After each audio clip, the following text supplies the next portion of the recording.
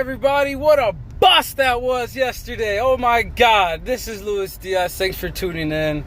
And let's get straight to it. I did not honestly watch. I had a couple things going on yesterday, but I did follow all the recaps while it was going on or in the morning. And there was only 6 matches. 6 wasteful. I think maybe 4 of those matches were wasteful, and maybe 1 or 2 had purpose behind it. You had a lot of 24/7 segments. You had tons of backstage segments.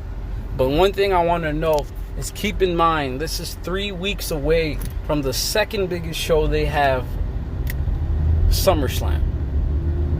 And now you wasted an entire Raw show because, you know, in Vince's eyes, Raw is number 1. So he's always going to try to have best storylines for them. Anyway, that so disappointing. You have 2 weeks left. Technically 2 weeks. Let's see what they do tonight on SmackDown. But you have 2 weeks left, and you decided to bring all of your past legends for some reason. AEW. For some reason, on your show, so everybody can watch and enjoy it. The nostalgia was awesome, but the nostalgia was used wrong. If you want to get your people over, if you want, no. You're supposed to be using your old talent to put over the new talent. I don't know if this is Vince's way of maybe mocking Eric Bischoff for the past, but I'm sure that's said and done. I'm sure he's been mocked him. But you're supposed to use all your talent, all your Hall of Fame talent, to put over basically their counterparts, the present gimmick of them. You did that with one person today, and that's the only person that's keeping me tuned in to Monday Night Raw, which is Bray Wyatt.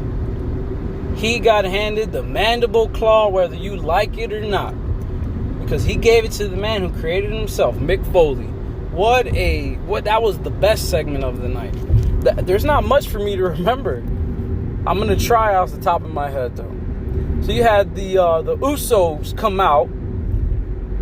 I'm just going through the matches. The Usos come out and face the Revival, and both teams were cornered by legends, with the Revival being cornered by Devon Dudley. Why? Maybe because he's a tag team specialist or something. Just, where's Bubba? Oh, that's right, he didn't want to come. Then you had Rikishi. Man, that was awesome seeing him. Like I said, I didn't watch any of the matches. I'm just reviewing, going through what I remember. I remember that. Prior to that, you had a John Cena segment, but you couldn't really see him. There was just like a floating microphone or something.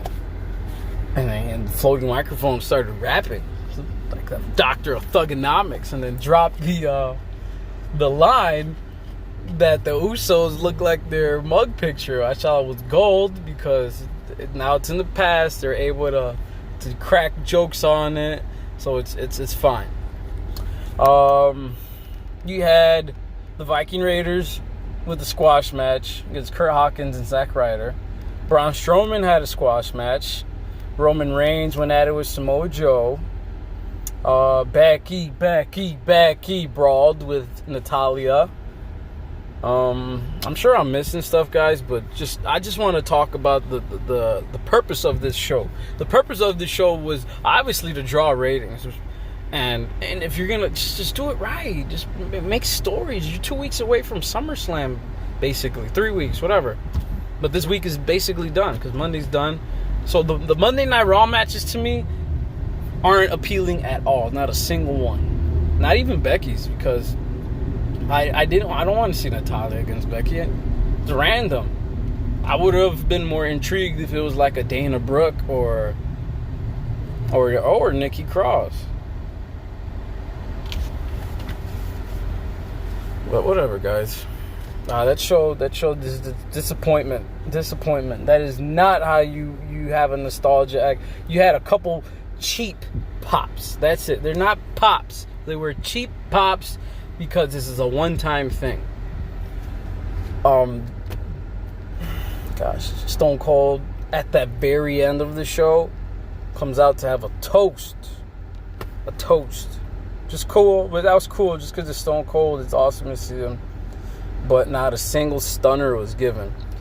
Granted, via the Wrestling Observer Radio, Dave Meltzer claims that there was a lot of backstage stories that a lot of the legends weren't cleared. Wow, who would have known that 50-year-olds aren't cleared to take bumps?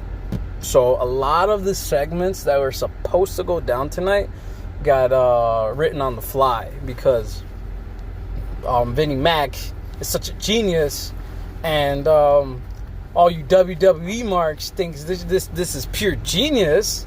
I'm sure you guys loved it, but what about next week? Are you excited for next week? Are you intrigued by next week? Did this show get you ready for next week? The only thing that you should be ready for next week is Bray Wyatt. Everything else is gonna be rushed now. That's why this That's why this show was a bust to me. If I can give it an F, I will, but you can't because the nostalgia and the pops were kind of exciting. So I will give this entire show a solid D.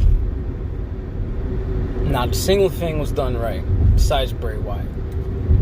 Should have had Kevin Owens and Stone Cold come out, or actually should have had Vince McMahon and Shane come out here and say, no, we're going to do this proper, the McMahon way. Some bull crap. No beer, bring wine, blah, blah, blah. And then Canevin and Shane look at each other, like, point at them. Who the fuck is this guy? And then stun them. That's how you end the show. Beer party for everybody. Gosh, man. I'm frustrated by them. So that's it. That's all I got. Quick review. Thanks for listening. Subscribe. Leave a comment. Have a super click party. Like, bell icon, all that good shit, guys. Thanks for listening. That was a horrible show. I can't wait till October. And let's see what happens tonight on SmackDown. Peace.